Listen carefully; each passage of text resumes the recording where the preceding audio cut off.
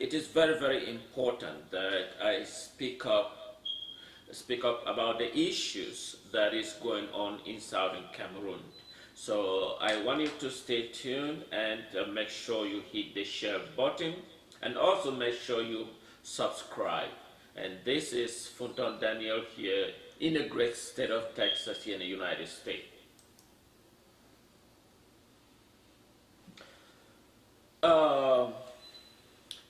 Today, I am going to talk about Southern Cameroon. Southern Cameroon is strategically very important, and it is important because the United States, recently, the U.S. Secretary of State was in several countries in Africa, and he looked at this African strategic policy towards Africa. And he was in South Africa. And the problem we have is that there are citizens originally from Southern Cameroon territory, not only Southern Cameroon, but other part of Africa as a whole. United States play a key role, strategic policy towards Africa and the rest of the world combined. Make no mistakes that while there are other citizens of different countries that are also here in the United States watching United States foreign policy, you can totally separate those citizens here in the United States from the policy, the strategic policy, whichever been implemented, whatever it is. Southern Cameroon is clear an example.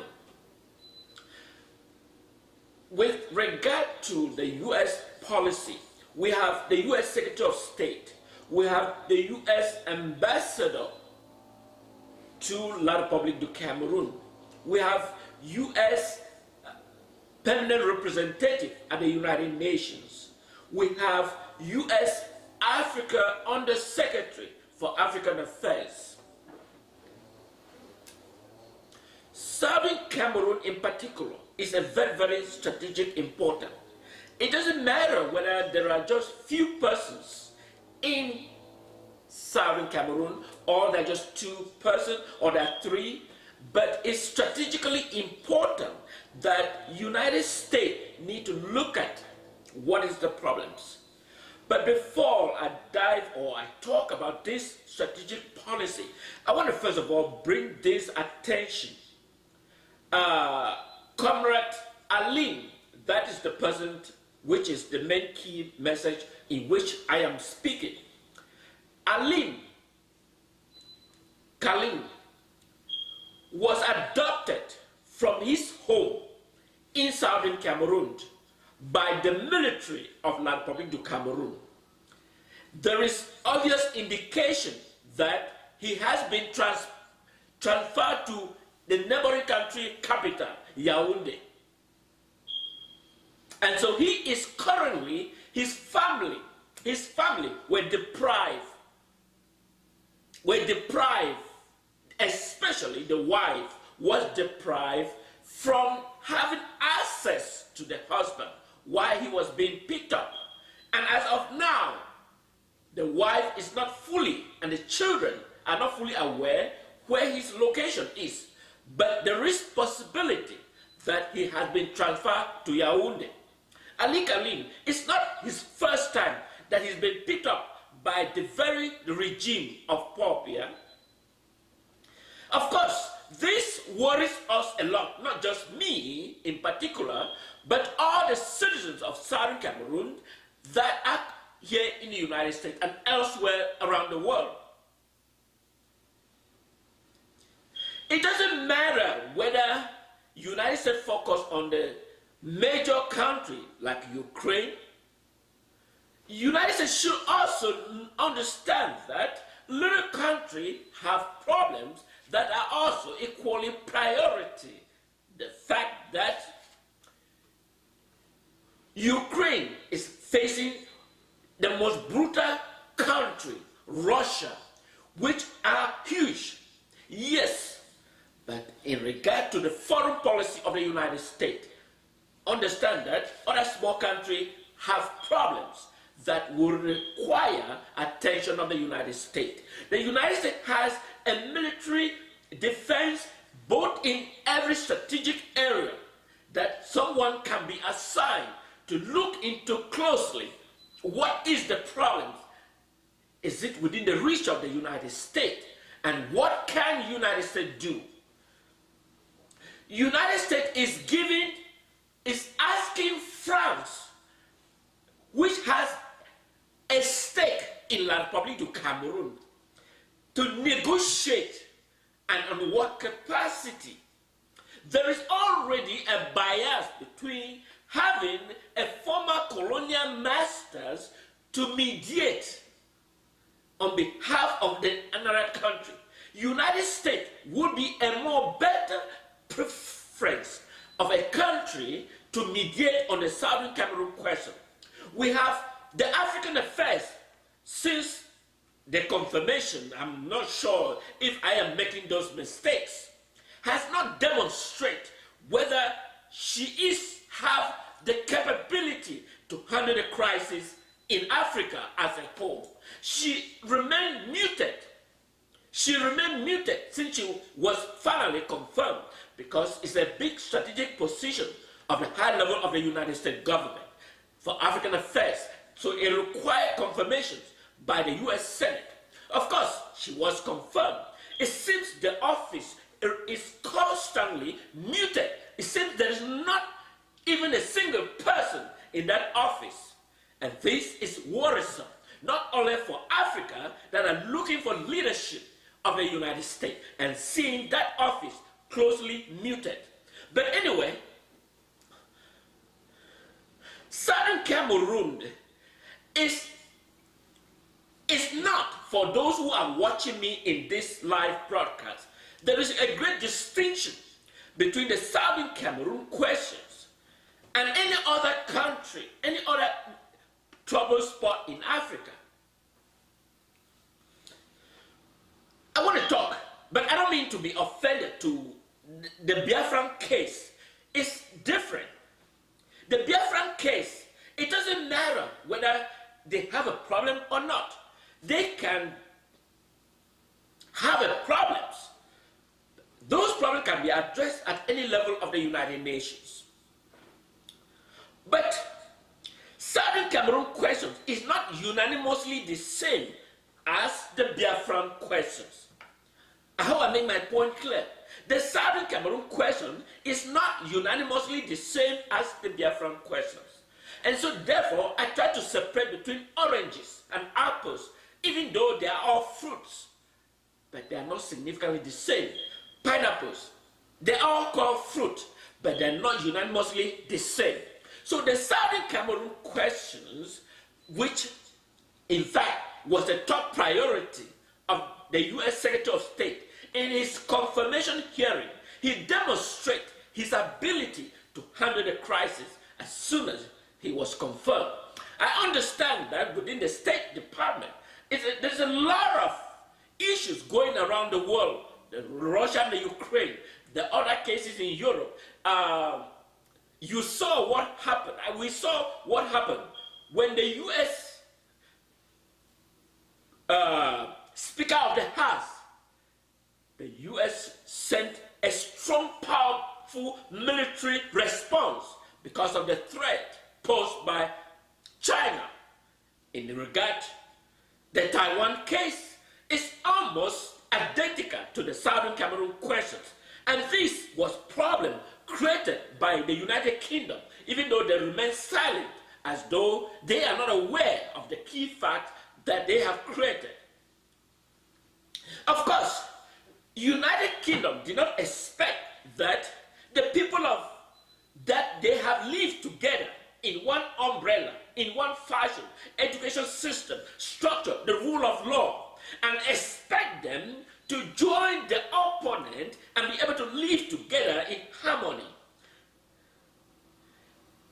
If a wife here in the United States understand that he has been living with a husband for a length of time, and finally they disagree, they have the right to file for divorce and separate. And the United States law recognizes that they can peacefully separate and live and be able to take care of the children. If that is applicable, then it should be able to applicable to the Southern Cameroon territory.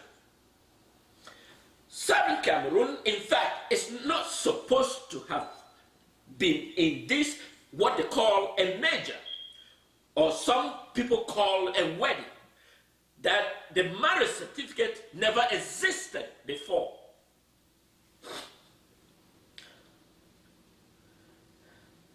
This relationship between the people of Southern Cameroon and La Republique du Cameroun is not workable.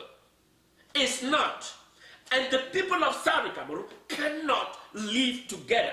And that is a clear fact. And that the United States need to understand that the people of Southern Cameroon cannot, in whatever circumstances, live together under one umbrella with La Republique du Cameroun.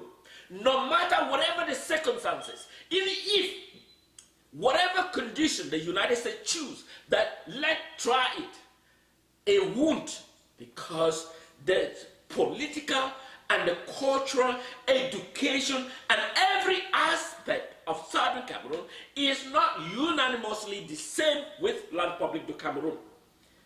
This continued intimidation, this continued harassment, this continued La Republique cruelty towards the citizens of Southern Cameroon has reached a tipping point that the United States need to intervene. It's not a matter that the United States need to send its military arsenal to La Republique du Cameroun. United States does not need to send military arsenal to La Republique du Cameroun, but United States can immediately ask La Republique du Cameroun within 24 hours to pull its military out of Southern Cameroon. La Republique has no choice to comply with the United States. Why is it so difficult that the United States cannot do this?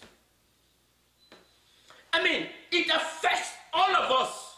It affects all of us here in the United States, that we are watching our fellow brothers and sisters. Imagine what kind of harmony are we going to be having when we see these illegal, legitimate citizens of Southern Cameroon are being exploited by a foreign country, La Republique du Cameroun. It is painful. It is painful. United States government has the capacity to handle crisis wherever it is, even around the world. The United States has the ability to do so. Why is it so difficult? Why so difficult? It's not about the speech the Secretary of State delivered in South Africa. The key aspect is what the United States does rather than the speeches. People want to see action of the United States. Those are the things that the people expect from the leadership of the United States, not the speeches, because those speeches has nothing to do. Instruct specific. La Republique du Cameroun, for the past 6 years, we have noticed that inability for the citizens of Southern Cameroon to be able to live in harmony in their home. Will you pull out and go into a negotiation table? United States has the capacity to do so, but why is it so challenging that United States cannot demonstrate this leadership? It's not about the speeches in South Africa, whether in Kenya, whatever, but people want to see action the United States take.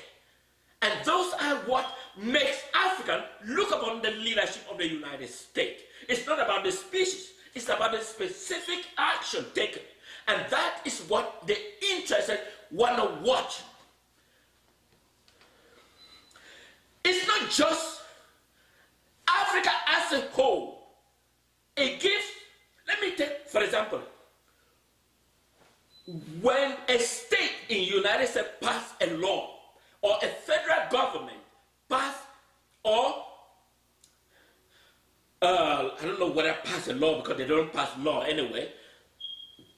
But on a case in which the federal judge decide on that specific, other states look similar case of that similar example and refer to that particular case, that becomes the fundamental basis of judgment of the United States. So therefore, a specific policy enacted by the U.S. government vis-a-vis the Southern Cameroon, it gives a reference for any similar situation to be able to expect that this is the side the United States going to take. And that is a potential things that United States need to demonstrate. This did not happen in the 60s. In the 50s and in the 60s, things were handled differently. But it was harmony of leadership. Why is it wrong in this particular moment? It's something one can say or predict. But when we see our leaders, our citizens that are living happily, simply they're asking for a reform. That is all they're asking, a reform. And that reform cannot be given to them. This is Southern Cameroon, that they developed a reform system under the previous leaders like Wu Foncha, Endele, and all of these key members, Joa. La Republique intentionally disrupt this solid system, a democratic institution in the 50s, the best in West Africa, and replace it, and decided to dismantle Southern Cameroon. And that is what they are fighting for.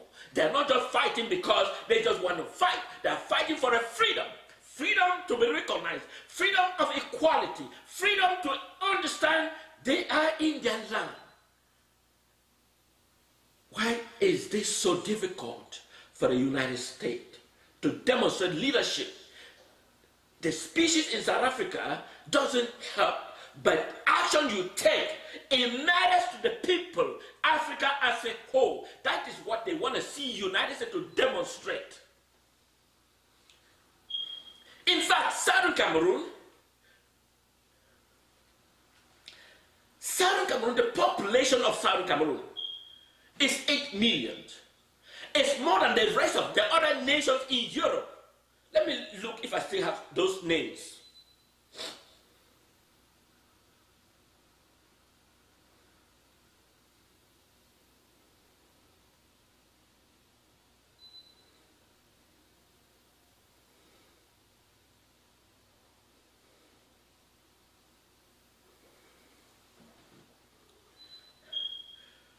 Whether the people want to live with the Republique du Cameroun, it is a wish of the people. In 1830, Belgium split with Netherlands. In 1830, Belgium, which was formerly made up of Netherlands, they split.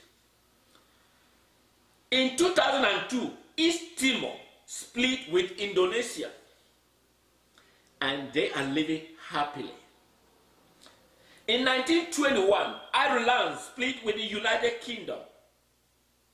In 1944, Iceland split with Denmark.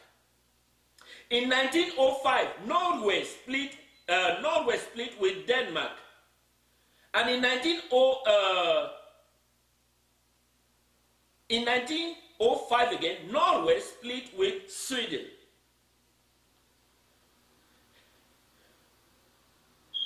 And the list go on and on. The list go on and on. Why is it that when it comes to Africa, it's difficult to resolve the crisis? Let's look at Southern Cameroon is a United Nations Trust territory. In fact, it says the United Nations Resolution 1514 XV, if we are respected of law, if we respect the document we enacted as international community, then it must be applicable and respected. The United Nations Resolution 1514 XV It says those colonial territory, it means there was a territory that was under the colonial administering authority. In this case, Southern Cameroon is a clear example. If Southern Cameroon was formerly a colonial territory and is clear example by the virtue of the United Nations Resolution 1514 XV, it should be unanimously be put into practice and demonstrate its effectiveness, and I'll dwell upon it. Why is it so hard? United States in the false assumption that the people of Southern Cameroon cannot protect itself. In fact, that is absolutely wrong. During the British administration authority, British government provides subvention to its colonial territory. Southern Cameroon has excess balance sheet that did not need a subsequent subvention provided by the United Kingdom because they have excess balance sheet because of their accuracy in management of its finances. La Republique was still having subvention from France. Southern Cameroon did not. So if Southern Cameroon can demonstrate in the 50s and 60s an efficient management of its balance sheet, why is it on a false assumption that they cannot live independently now? It is good that the United States showed some leadership and evoke its leadership, not just for Europe alone, but also for Africa. And people of Africa are busy watching its policy. It's not the speech you deliver in South Africa or in East Africa. It's how you, a government of the United States, show leadership by demonstrate. It's not the speech that matters. It's what you actually take. And in this case, the people of Southern Cameroon are unanimously waiting for the United States to show the world that they are still leading. It's not just a focus on Europeans alone. Africa needs assistance, and Southern Cameroon is one of them. Imagine that you are here in the United States or in Great Britain. You already listen that your brother, your sister has been picked up by a government that has no zero authority and just picked up because they are the Ewondos, they are the Betis. A government that is concentrated on one particular group, the Betis and the Ewondos. Those are the two village tribes that control the entire government of La Republique du Cameroun. And their sons and daughters control every aspect of their resources. They go to the treasury and claim whatever they can at their will. Please, United States, if we are to honor the document we created, then we need to revisit it now.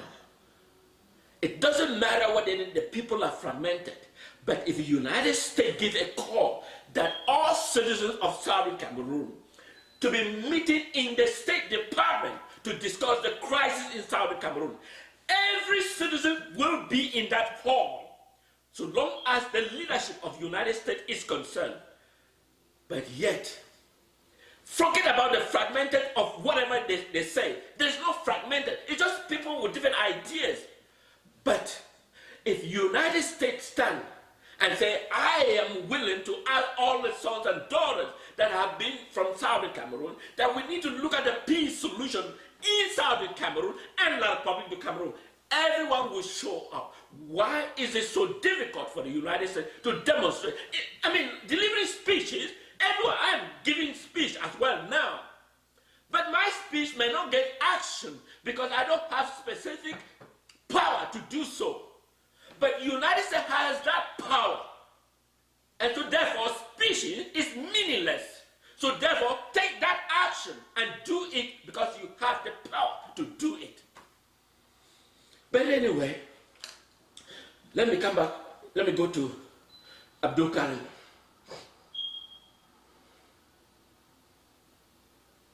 It's not just Abdulkarim that is languishing in La Republique prison. There are other citizens of Southern Cameroon that are United States citizens are still languishing in La Republique jail. As I speak.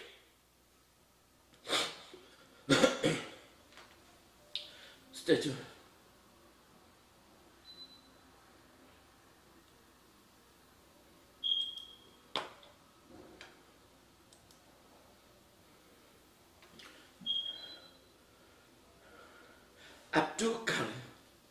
Abdulkarim, you know, this I want to speak to all of us. You know, I know there is a statement, the people we say he's a black leg, he's this, he's this. You know, we have the tendency to paint people to whom we believe they should be. Of course, imagine we were just robots or animals that could be remotely controlled somewhere. Of course. But because we are human beings, we have independent mind to speak up. But we want to speak up the code that is ethical for the common goodness of mankind. And that's what matters because of the speech we speak. Because it has the opposite effect or it has implication to those whom we depend upon. So Abdulkarim has been a good citizen. He is in ground zero. He may not have done everything as we anticipated because he's not a robot that we can control. But when it comes to matters of our citizens that have been together in this forefront, we should disease from this our attitude. Our attitude. Because our attitude is what is delaying our victory. Despite the fact that we have clear evidence of crisis that we can be resolved. But stay tuned, don't go away.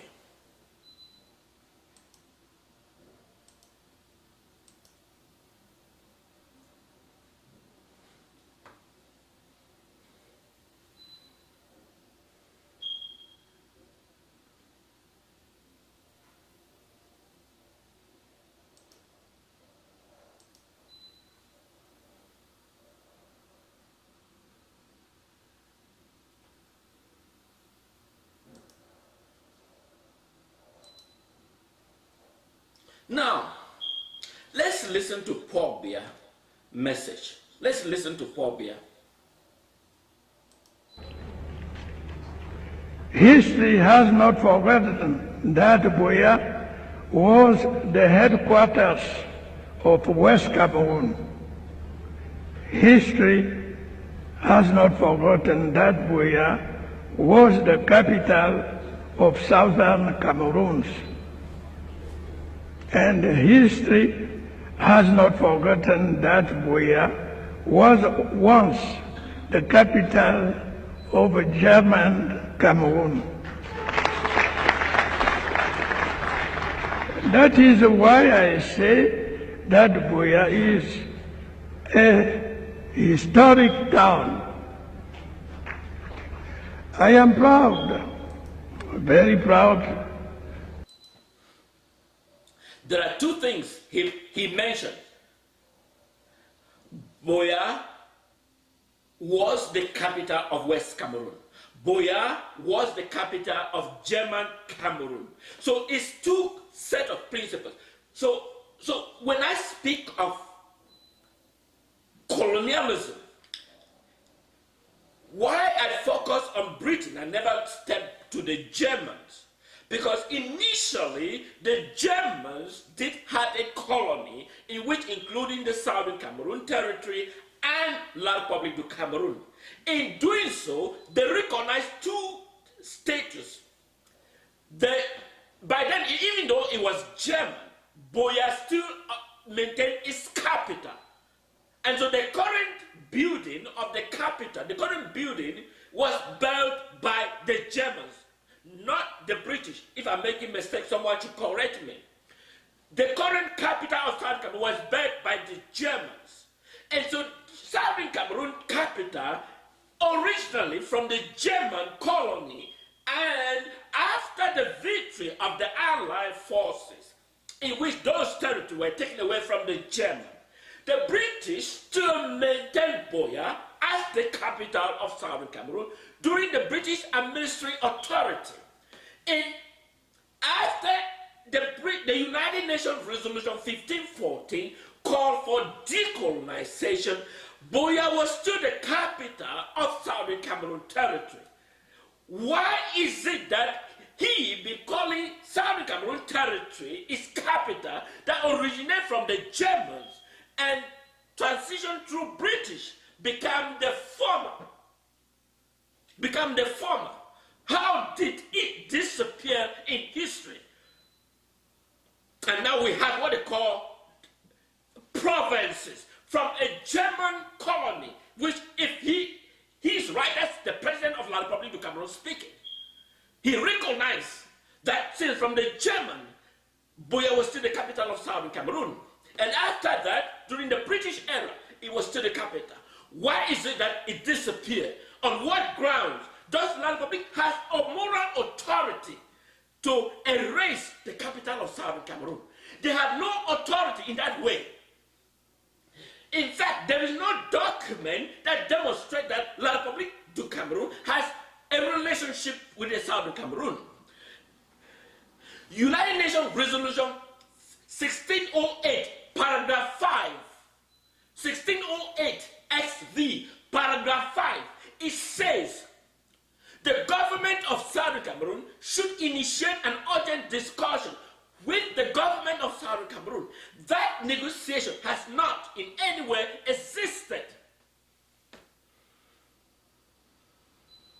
Right now that I'm speaking, let's listen to that guy again. To be in the Buya, proud to work on the same soil like our heroes.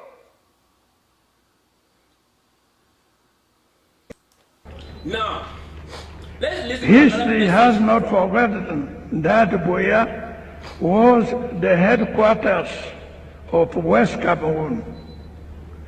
History has not forgotten. On avait la possibilité de les intégrer directement dans le système francophone qui était celui de la majorité du peuple, 80%. Mais je crois que les pays sont soucieux aujourd'hui d'affirmer leur identité.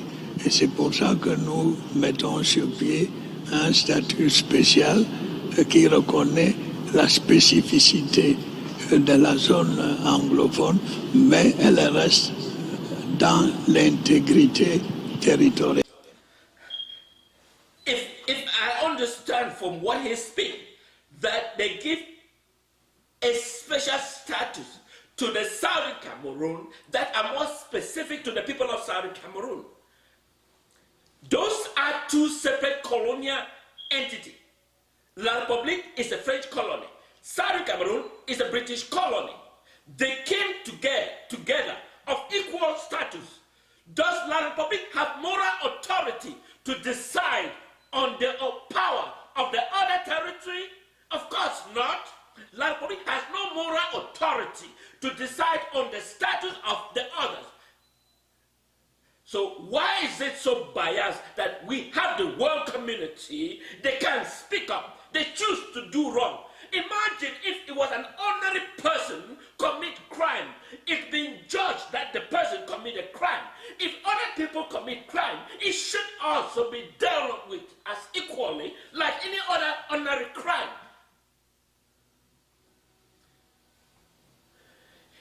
United Nations Resolution 1514 XV is the same resolution that created La Republique du Cameroun as a colonial territory, be given the rightful independence.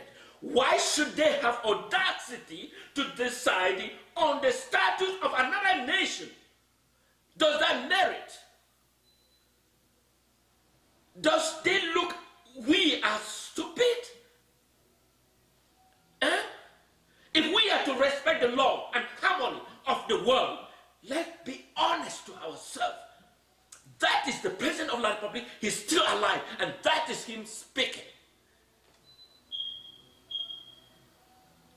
that they wanted to merge the English speaking into the French majority so that they could be blended.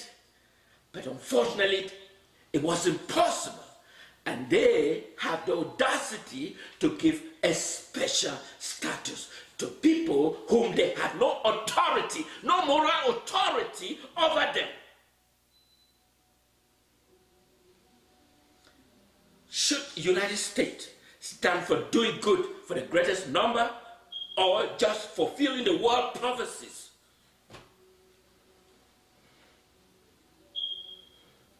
Let's listen to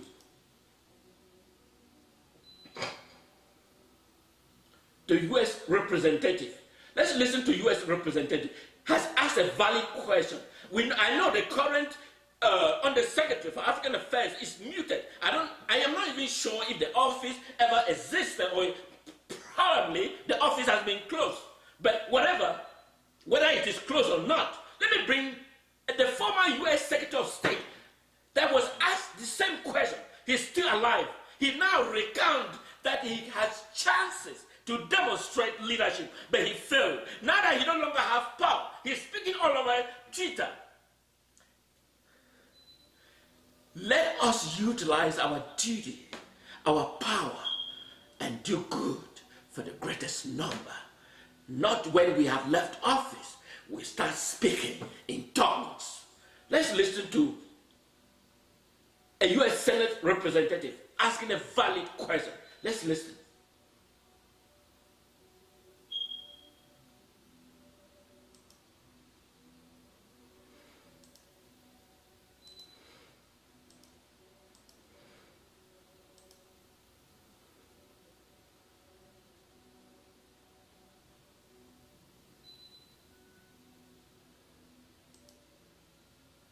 Had established some Potemkin institutions that weren't really doing anything to bring the two sides together. Could you elaborate on that? Because you ran out of time before. Sure, yes, sir. I understand the Cameroonian government established several commissions, and I'm sorry, I don't know the exact name of it, whether it's the Multicultural Institution for National Reconciliation or something, which on the face of it, and there have been a couple of these, but they have not been provided adequate budget, and they have not really done anything. Because what the country needs more than anything else is a genuine, open dialogue, probably to include the diasporas of the Cameroonians, because they have a great deal of interest in this. Because, sir, what's happening, both sides are becoming further and further radicalized. Unfortunately, I believe that the president of Cameroon is being told by his hardliners that he can win this thing militarily. There is no way that they're going to win this militarily. The violence is going to get worse in the northwest and the southwest. The arm for an arm, literally an eye for an eye, and the whole world will be blind there. The violence will spread to the West Province. It may even spread to the Littoral Province, which is the large city of Douala. So there has to be something.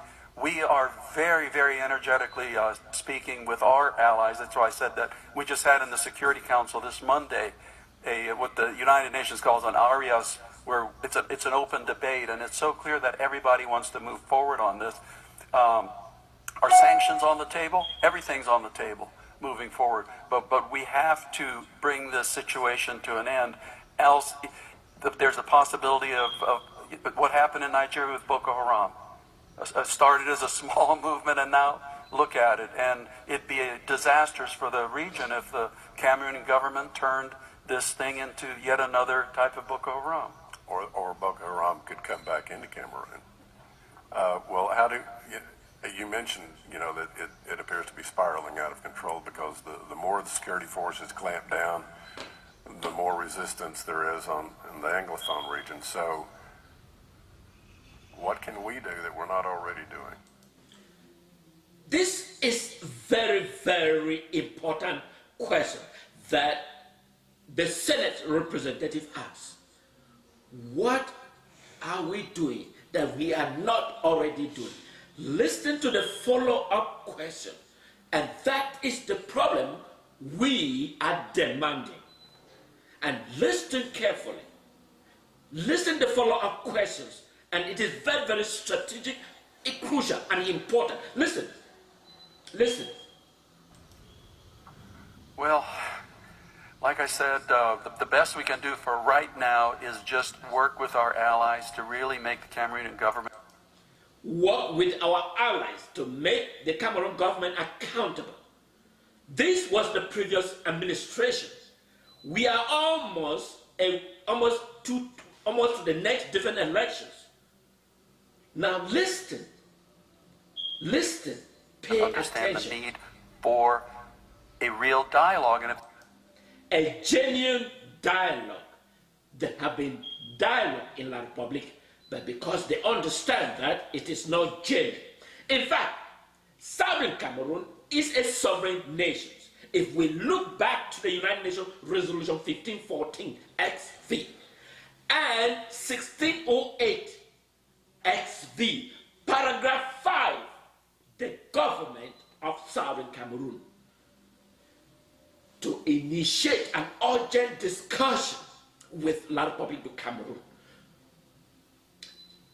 So what happens? Does the government of Southern Cameroon disappear in the face of the earth? Now, let's listen to these fundamental questions. that doesn't happen relatively quickly, then we have to look at the array of other tools we have in our toolkit, because, frankly, the possibility of sanctions is always there. But it's always better to work in concert with our friends before we go in that direction, because the frustrating thing is it is in the interest of everybody to have a national dialogue. The situation will not end militarily. Each day, the atrocities will get worse and worse. Is permanent separation of the two. Did you get that word? Listen again. Wait.